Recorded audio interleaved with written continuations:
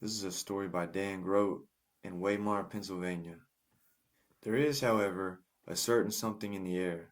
There are several inmates huddled up by the main entrance of the housing unit, and they all seem to be focused on a particularly menacing looking convict by the name of Lee. Lee is pacing back and forth and having an animated conversation with himself about a guy named Fred. It sounds like Lee has been waiting on Fred for some time. Lee is not the type of person you would ever want to be waiting for you, for any reason. Lee is serving a life sentence, two of them actually, to be served consecutively. But Lee is no cat. So after the first one, why bother counting? Lee's incarceration stems from his part in a particularly violent disagreement over a drug transaction 3 decades ago. In the early 90s, Lee was one of the largest narcotics distributors in Chicago. He did a brisk business, and despite a quick ascent to the pinnacle of his vocation, he still took an active part in the street level, day-to-day operations, often performing his own collections and settling his own disputes. It was one of these disputes to the tune of $75,000 that landed him behind bars for the remainder of his current life, as well as the entirety of the one that he will never live to see. What happened was this. One of his distributors flat out refused to pay for several kilos of product. Lee was, and still is, a businessman first and foremost. As for most successful drug dealers of quantity, in many manner of commerce, things happen, and Lee, like most everyone else in the game, subscribed to the old adage of slow money being better than no money. Even so, such blatant disrespect simply could not be tolerated. Criminals are people too. And as in any business, be it illicit or not, reputation is everything. One person ripped you off, everybody's got to try to do the same. A message had to be sent. A statement needed to be made, and Lee's statement was made with two well-placed 9mm slugs. Two lives in lieu of $75,000, and everyone in the streets knew that Lee's money was not to be played with. Unfortunately, though, several other statements were made by witnesses to the police who wasted no time in putting Lee away.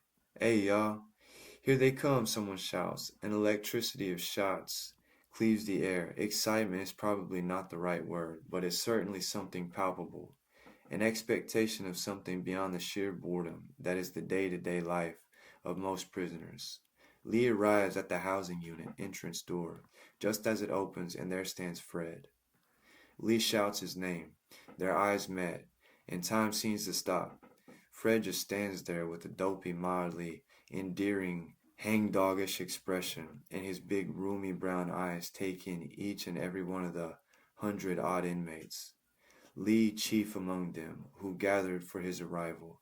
His tongue falls from his mouth, and he swaggers toward Lee, followed closely by a dozen or so prison staff, from the warden on down to a couple kitchen cops, all of whom walk rounds of the prison, 6 individuals housing units Thursday. Fred and Lee find themselves mere inches from each other, and despite the abundance of correctional officers present, nobody makes any move to get between the two. Lee sneaks in to crouch, and in doing so morphs into strangely touching caricature of wide-eyed, wonder-filled little boy he was once upon a time, before real life and some horrible choices had their way with him. "Hiya, Freddy," he yelps, giving Fred a brisk scratch behind the ear. Fred's tail is wagging ferociously, turning his whole stout, rust-colored body into a fur-covered pendulum. A casual observer would be hard-pressed to decide whether Lee or Fred is wearing the biggest smile. One dog has effectively turned over 100 hardened criminals into a sea of giddy little boys. Despite Lee being a 50-something convicted murderer and Fred being a 5-year-old pit bull golden retriever mix, the two have much in common.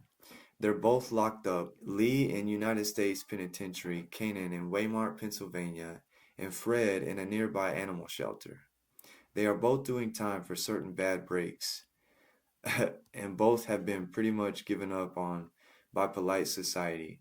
In addition, both are undoubtedly receiving something therapeutic from this interaction. The main difference is that Fred is, with a little more socialization and training, going to get another shot at life, and Lee, for one, couldn't be happier for him. Fred is one of 3 dogs currently enrolled in the Second Chance Dog Program, a program that prisons run in partnership with the Destin Animal Shelter in Honesdale, Pennsylvania. The program is aimed at helping to give shelter dogs the training and socialization they will need to become adoptable. Most of the work takes place at the minimum security prison camp adjacent to the penitentiary. While at the camp, each dog is assigned an inmate handler who lives with the dog and is responsible for providing basic obedience training as directed by a certified animal trainer. Inmate participants at the camp complete a 4,000-hour vocational training apprenticeship toward animal trainer certification. Throughout the Federal Bureau of Prisons, numerous camps and minimum security facilities have some version of a dog program, and the recently enacted First Step Act, an act aimed at strengthening and broadening the scope of rehabilitative programs the Bureau can offer, even those so far as encouraging facilities to enact some type of canine-based program. The Second Chance Dog Program at Canaan is unique in that it allows maximum security inmates to participate. Penitentiary inmates who are enrolled in the program meet once a week and get to do some hands-on work with the dogs, working on socialization and obedience commands. But it's not only the inmates fortunate enough to be enrolled in the program who benefit. As prison staff try to bring at least one dog with them as they make rounds every Thursday. This helps the inmates as much as it helps the dogs, as it gives the dogs a chance at socialization and getting comfortable in a crowded, noisy environment. Not every dog in the program ends up cut out for making rounds, though. It can be tough. It can be too much too soon for some of the dogs. And if any time the staff in charge of the dogs see that it getting stressed or anxious, they will cut it short, their participation in the week's round. So far, the program's been a success for everyone involved, with one staff member at the prison speaking under the condition that she remain anonymous, remarking that she never fails to be amazed and touched by the dog's ability to turn even the most hardened criminal back into an innocent child. Perhaps, however, Lee puts it best, prison's just a hate factory.